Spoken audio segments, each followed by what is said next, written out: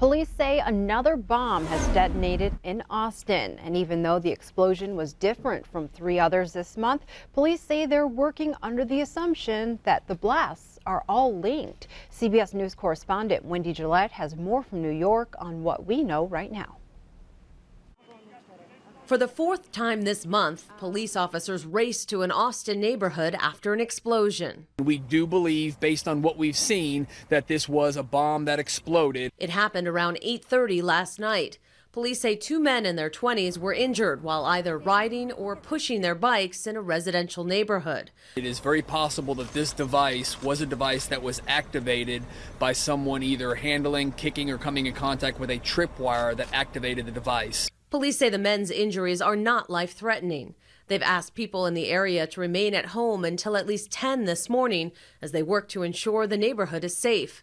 Those who did venture outside are looking for answers. I don't know if this was malicious or if it was just an accident, but I'm kind of scared that it's related to what's been happening. She's referring to a package bomb that exploded March 2nd, killing 1 man. 2 more package bombs detonated on March 12th, killing a teen and wounding 2 others. Police say last night's explosion is likely related to the other 3, even though the method of detonation is different this time. Officers are now asking residents to report anything that looks suspicious. Wendy Gillette, CBS News.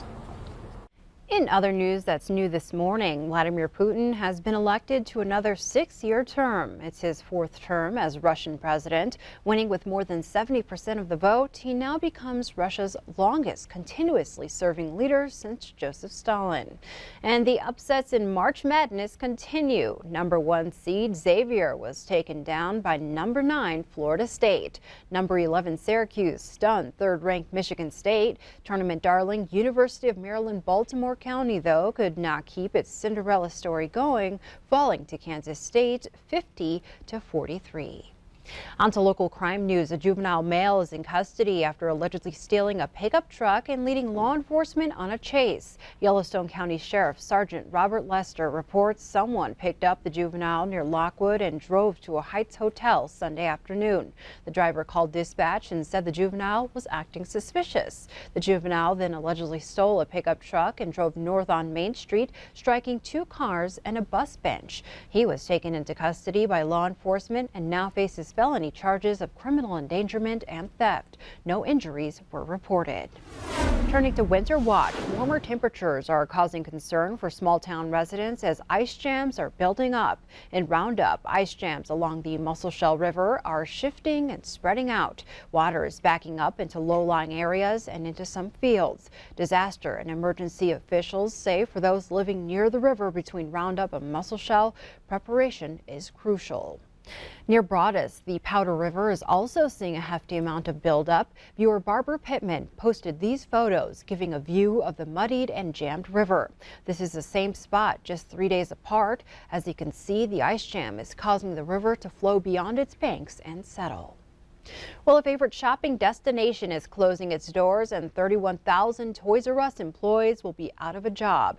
And due to bankruptcy laws, employees won't see a severance package. For consumers, a hearing on Tuesday will help determine when steep discounts will begin. While it's unclear when the Billings store will officially close, gift cards must be used by April 15th. It's expected all stores will close within the next 2 months. Elsewhere, Ganance Flowers will open the doors to its new Midtown Flower Shop at 9 o'clock this morning. Customers shopped at the downtown location for the last time on Saturday. Grant and Betty Ganan opened the store in 1951 at 2nd Avenue North and North 30th Street. In 1983, it moved across the street to a 34,000 square foot building. Now a 19,000 square foot space in West Park Promenade is home to Ganan's newest location. It's an interesting day, you know, kind of the last of a time piece right now, or last of this time slot right now for this location. It is hard to leave this spot, but it's not. You know, it's kind of both directions. It's one of those deals where change is inevitable, and it's really exciting to be a part of that change. And while the store is open for a first look today, a grand opening will be held April 26th to the 28th, which is also the store's 67th anniversary. The old location will now be called the Gannan Building. In other news, a man who is a retired U.S. Air Force Lieutenant Colonel, a law professor, and an ordained minister spoke in Billings this weekend. Q2's David J. spoke with John Eidsmoe about his presentation on the historical and theological foundations of the U.S. Constitution. How do we create a government that has enough power to govern effectively, while at the same time restraining that government? John Eidsmoe says the United States Constitution is based on the Bible, including the Ten Commandments. The values that we found our nation upon are found in those 10 commandments, like respect for life and the command, thou shalt not kill, respect for property and thou shalt not steal, respect for truth and thou shalt not bear false witness. The Big Sky Worldview Forum invited Eidsmoe, who is the legal counsel for the Foundation for Moral Law in Montgomery, Alabama. And by understanding the Bible, reading the Constitution, you might even understand the Bible better too. They're kind of like maybe two sides of the same coin in a sense. He says while separation of church and state is not in the First Amendment, the idea came from a Thomas Jefferson letter to the Danbury Baptists in 1802. When he talked about this wall of separation, he meant it as protecting the church from the state. Eidsmoe has written 14 books and says the founders understood law is based on morality.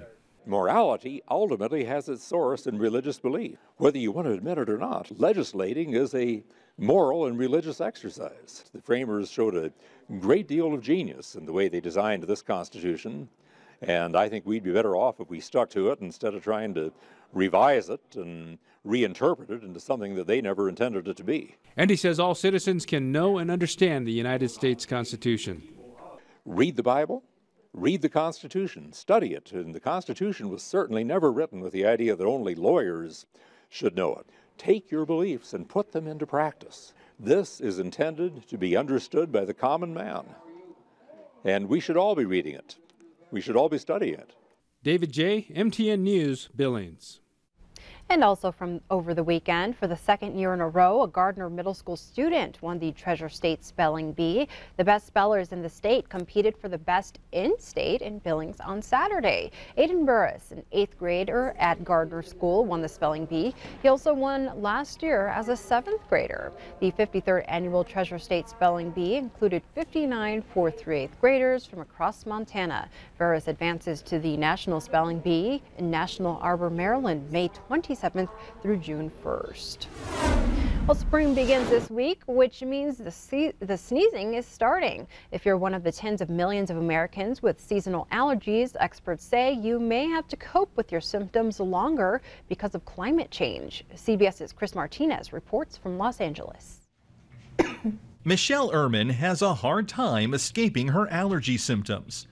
I just get this lingering cough. She's tried nearly everything. I've been on, inhalers, and I've been on nose sprays, and then I've been getting these shots on top of it. Turns out symptoms for allergy sufferers like Michelle might only get worse. Experts say the rising temperatures from climate change and more carbon dioxide in the air are causing many pollen-producing plants to bloom earlier and last longer, prolonging the allergy season. New patient visits are coming in at different times of year that I did not used to see. Dr. Joseph Shapiro says his Los Angeles office is now flooded with patients year-round. He says many of their symptoms are more severe than in the past, and he expects that trend to continue. A recent study showed that pollen counts are likely to double by the year 2040.